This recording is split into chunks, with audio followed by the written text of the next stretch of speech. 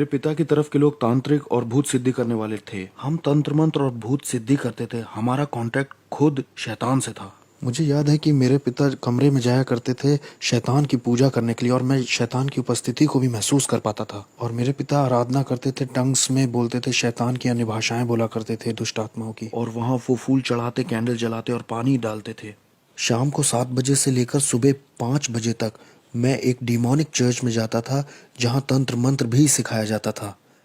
मुझे ट्रेन किया जा रहा था। मैं ट्रेंड हो रहा था तांत्रिक बनने के लिए। मुझे भूत सिद्धि करने वाली जादूगरनी औरतें जो 30 साल से, 40 साल से, 50 साल से अपने धर्म में लगी हुई थी, ये सिखा रही थी कि कैसे बात करनी है प्रिंसिपैलिटीज से, शैतान से, जमीन वाली दुष्ट आत्माओं से।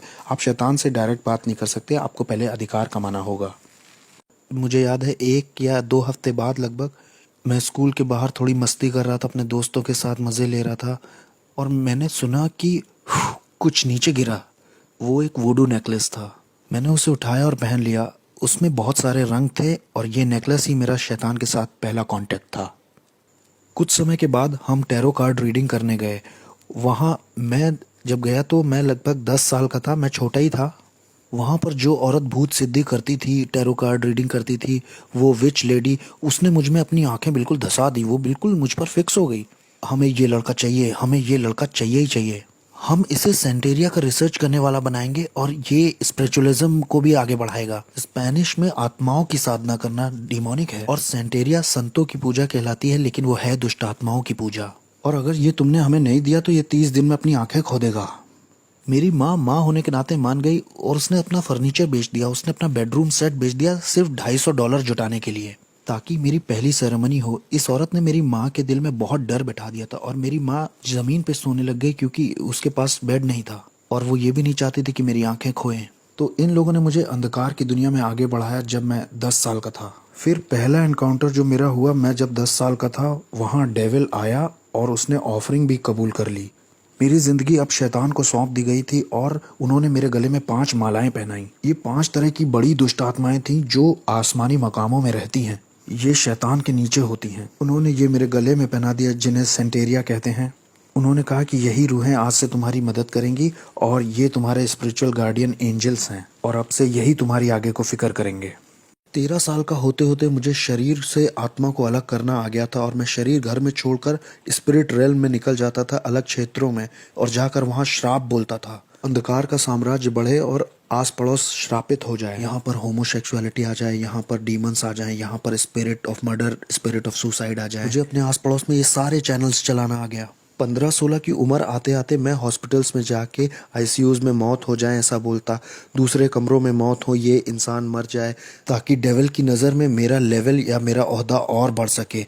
और मैं न्यूयॉर्क सिटी का सबसे बड़ा डेविल वर्शिपर बनना चाहता था। शैतान मेरा बाप बन गया, उसने मेरे बाप की जगह ले ली। मैं एक हवा के हाकिम को दूसरी जगह भेज सकता था, नीचे जमीन की दुष्ट आत्माओं को दूसरी जगह भेज सकता था, ताकि उस जगह की चर्च बंद हो जाए, चर्च की ग्रोथ बंद हो जाए, और लोगों के सेव होने के सारे मौके छिन जाएं।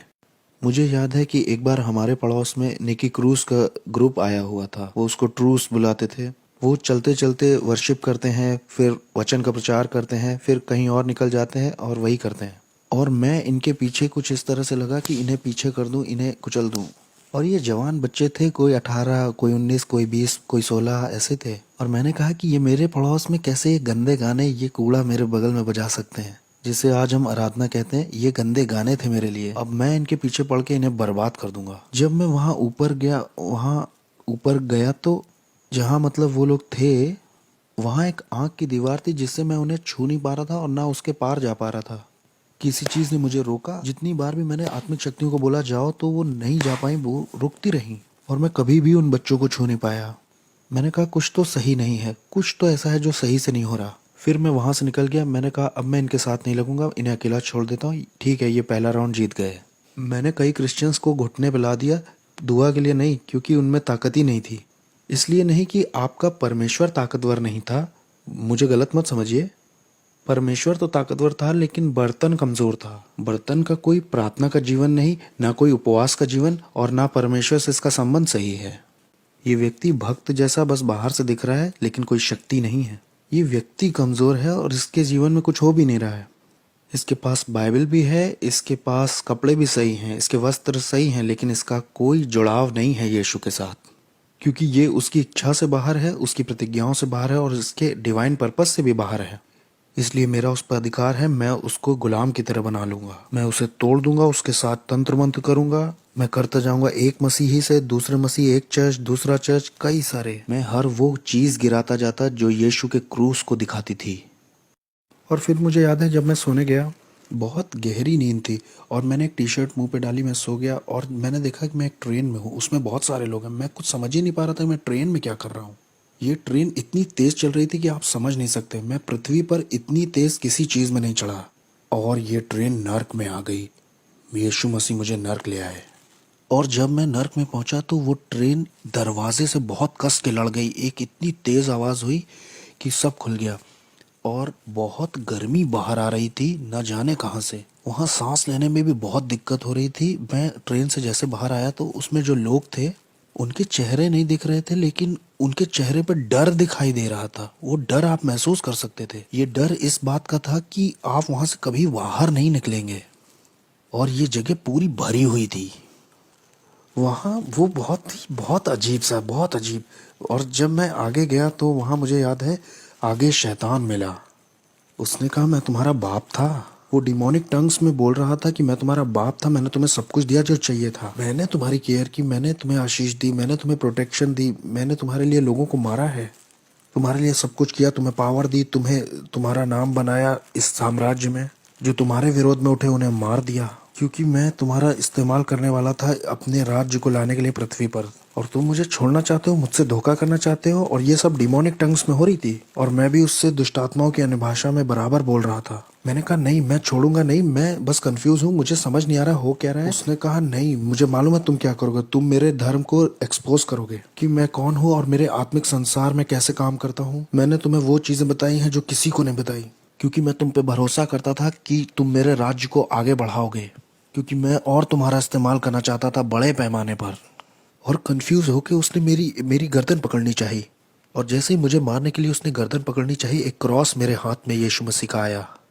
और न जाने 3-4 क्रॉस कैसे नर्क में आ गए जब मैंने ब्लू शॉर्ट्स और टी शर्ट पहन रखी थी। और जैसे ही मैंने वो क्रूस उसके ऊपर छुआया, वो ऐसे पिघल गया जैसे वो कोई बच्चा हो। वो एक बच्चे की तरह जमीन पर गिर पड़ा और उसमें कोई ताकत नहीं थी। और फिर मैंने उस मौके का फायदा उठा करके भागना शुरू किया उस तरफ जिधर दरवाज़ा लग रहा था मुझे, या शायद वहाँ कोई मुझे दरवाज़ा दिखाई दे जाए। जो मेरी उम्मीद थी, वहाँ वहाँ आशा जो थी वो ऐसी थी जैसे वहाँ किसी तरह की कोई आशा ही ना हो। वहाँ कभी ऐसा नहीं लगता कि आप बाहर आ पाएंगे। बस बस यही आपका द एंड है। जिस डर ने उस वक्त मुझे पकड़ रखा था वो डर मैं समझा नहीं पाऊंगा, ऐसा डर मुझे कभी नहीं लगा। मैंने उस तरह की निराशा कभी महसूस ही नहीं की थी। ये बिल्कुल स्वर्ग का ऑपोजिट था। वो खुशी और आनंद का ऑपोजिट था, शांति का ऑपोजिट था, जीवन और उजियाले का ऑपोजिट था। ये जगह तो अंधकार और तड़प की जगह थी। अगर अगर मैं यहाँ रहता हूँ तो मेरे परिवार मुझे कभी नहीं ढूंढ पाएगा कि मैं यहाँ हूँ।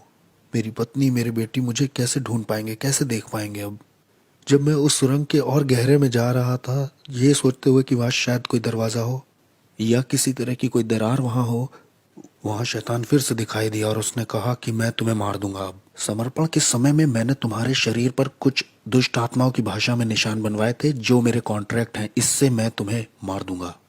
उसने कहा अरे बेवकूफ़, ये मेरे निशान है, ये इस बात के निशान है कि मैं तुम्हारा मालिक हूँ, मैं तुम्हारा मालिक हूँ, कोई और तुम्हारा मालिक नहीं है, मैं हूँ। या तो तुम मेरे लिए जियोगे या तो मरोगे।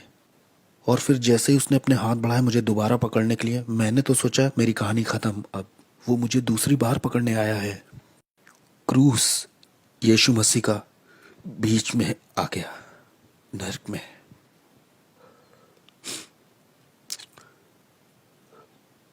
कोई प्यार नहीं है क्रूस से बढ़ के जो मेरे जैसे पापी के लिए आए नर्क में।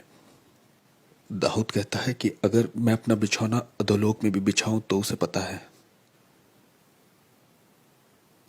अनुग्रह और सच्चाई नर्क में दिखाई दी। अनुग्रह और सच्चाई को मेरे बारे में पता था। अनुग्रह और सच्चाई की मेरी जिंदगी में एक योजना थी। मेरे गलत, शैतानी, घमंडी और खुदगर्ज और स्वार्थीपन का जब अंत हो गया नर्क में, जब मेरा समय भी पूरा हो गया था, तब यीशु मसीह दिखाई देते हैं मेरे जैसे मिसफिट के लिए और कहते हैं तुम्हारे लिए मेरे पास योजना है, मैं तुमसे प्यार करता हूँ जितना तुम सोच नहीं सकते। वो मुझे नर्क में दिखाई दिए और जब मैं वापस आया, मेरी आत्मा शरीर में वापस आई, तब मैंने अपने घुटने टेके यीशु मसीह के नाम से। मेरे पास $1,00,000 का सामान था तंत्र मंत्र का, मैंने फेंक दिया, मैंने तंत्र मंत्र सब फेंक दिया, मैंने अंधेरे के साम्राज्य से जुड़ी हर एक चीज़ फेंक दी। हेटी के लोग और क्यूबा के लोग और मियामी न्यूयॉर्क के लोगों ने सोचा कि इसे मार दे क्योंकि ये बहुत जानता है, क्योंकि इसे बहुत कुछ पता है, इसलिए इसे मारना चाहिए। हमें इसे मारना ही होगा क्योंकि ये बहुत कुछ जानता है। ये अब हम में से एक नहीं रहा, इससे मारना तो ज़रूर है। वो आए मुझे मारने के लिए, उन्होंने अपनी तरफ से कोई कसर नहीं छोड़ी। मैं दिन में सोने लगा था क्योंकि दिन और रात दुष्ट आत्माएं आती थीं और मुझे बहुत टॉर्मेंट करती थीं, बहुत सताती थीं। ये सब 30 दिन तक चलता रहा। 30 दिन तक वो मेरे गले को पकड़ते थे, वो मेरे बिस्तर को मुझे उठा के फेंक देते थे। मैं बिस्तर पर लेटे महसूस करता कोई मेरे बगल में लेटा हुआ है, बर्फ़ के जैसा कोई ठंडा, और जैसे मैं मुड़ के देखता तो मैंने डेविल को खुद देखा वहाँ लेटे हुए। ये सब चलता रहा 30 दिन तक, एक के बाद एक। मुझे सताया जा रहा था, टॉर्चर किया जा रहा था, पागल करने की कोशिश की जा रही थी, मेरे शरीर से मेरी आत्मा खींचने की कोशिश की जा रही थी। मैं रात में ऐसे डरता था जैसे रात में कभी नहीं डरा।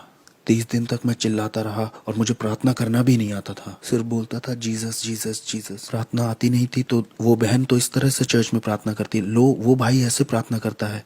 मैं सारी दुआओं को मिला जुला के करता था ताकि मैं अपनी ज़िंदगी के लिए लड़ सकूं। और एक दिन ऐसा हुआ कि मैं चर्च में आराधना कर रहा था और मेरे दिमाग में सवाल चल रहे थे कि क्यों तूने मेरे साथ ये सब होने दिया प्रभु।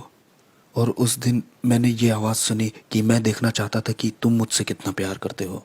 और उसने कहा मैं देखना चाहता था तुम कितना भरोसा करते हो मुझ पे। और उस दिन के बाद से शैतान कभी आगे को मेरे पीछे नहीं पड़ा। मैं यीशु के लिए एक इवेंजलिस्ट बन गया। तब से लेकर आज तक 14 साल हो गए हैं प्रभु की सेवा करते करते, और मैं इस चीज़ को किसी भी चीज़ से सौदा नहीं करूँगा। और मुझे पता है हालेलुया नाम की सड़क पर जॉन रिमेरेस का एक बड़ा बंगला है। एक दिन वो कहेगा तेरा स्वागत है विश्वास योग्य दास।